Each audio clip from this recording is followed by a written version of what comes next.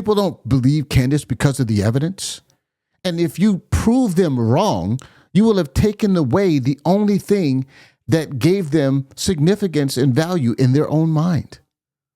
They literally have no incentive to accept the facts.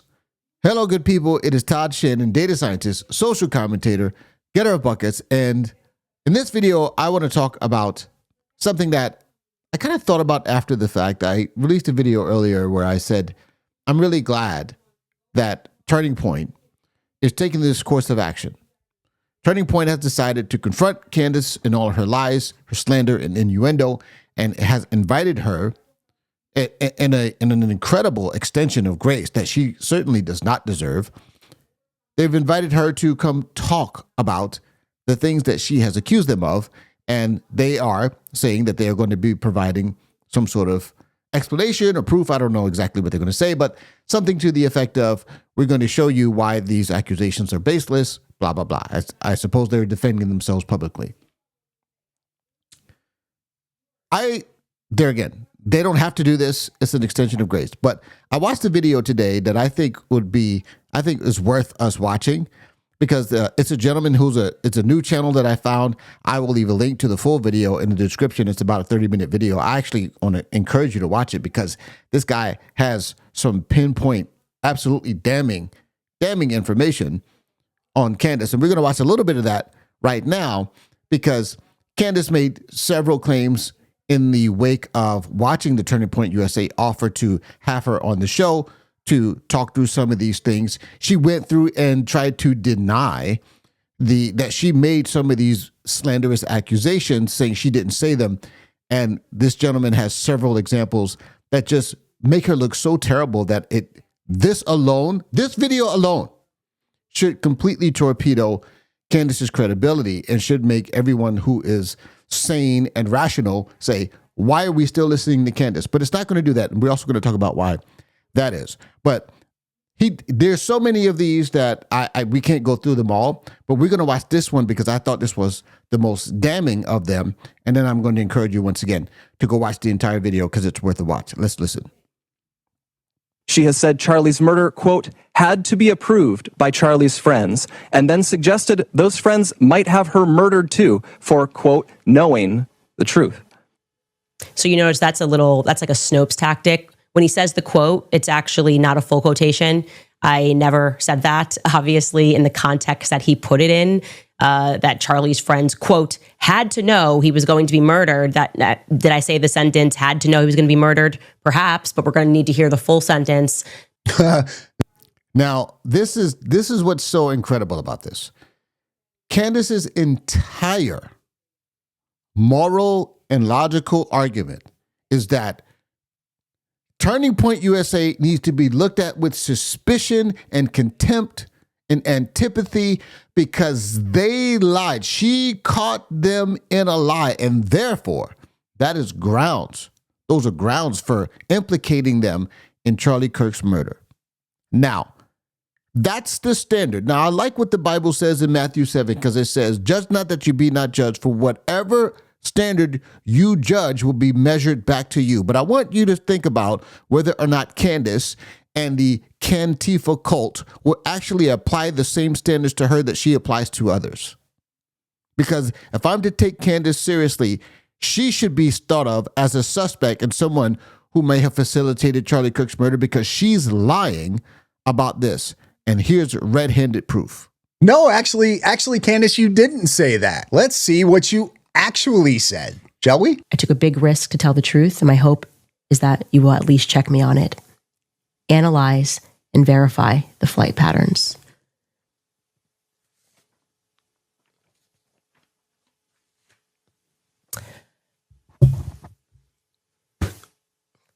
So, I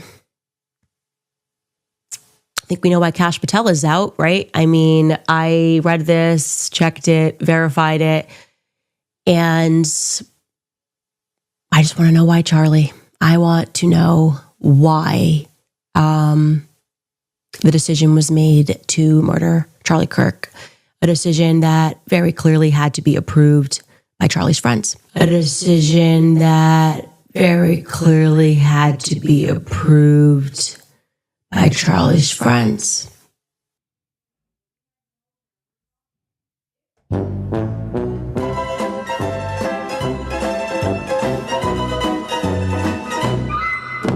If I was Charlemagne the fraud, I would be giving Candace Owens the donkey of the day.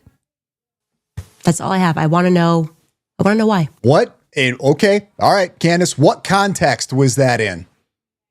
I would really like to see you defend that and try to explain that away as to how that statement, I want to know why the decision was made to unalive Charlie Kirk, a decision that very clearly had to be approved by Charlie's friends. That's an exact quote. Now, he produces several of these while Candace's feeble attempt to deny and to lie that she said some of these things is once again over and over and over proven to be false. She's proven to be dishonest. She's proven to be an absolute hack, a fraud, a grifter, all of the things that we've called her. But then he says something that I think is just as important that I also want to watch because I think he has a point here. Let's listen to this particular part of his talk because this is probably right. It's just worth a consideration. They're not choosing to do that. I disagree with the route that they're taking. I strongly disagree with the route they're taking. And I'll explain why.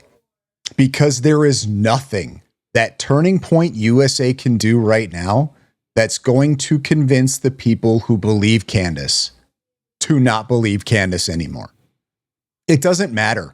If Candace goes on this live stream with Turning Point USA, and let's say that Turning Point USA bodies Candace, right? Bodies her, kind of like that CNN interview where she just is fumbling over her words. She almost has to have a defensive posture and she has to start bullying her way through the conversation. Even if that happens, it won't matter because they'll be able to twist and spin. They'll be able to clip. They'll be able to take things out of context. They'll be able to do all of that anyway. All they are doing is giving these people more stuff to grift off of. So there's no good that's going to come from it. With respect to the evidentiary evidence, that's redundant, evidentiary evidence. With respect to the evidence and the logic that she employs with making these accusations, I agree that absolutely nothing will change. Absolutely nothing will change. I have said that the reason why I'm glad that they are taking this approach is because I am glad that they are showing a robust and a kind of a muscular Christianity that shows that they do not have to return evil for evil. However, I think the flip side of that, what he's talking about, is that it's not going to change their mind. And I think it's important to maybe explore why that is. I think it's important that we know this. And the reason why it's not going to change the Cantifa cult, the reason why it's not going to change the people who already believe Candace, is because people never bought into Candace's ideas because of the evidence.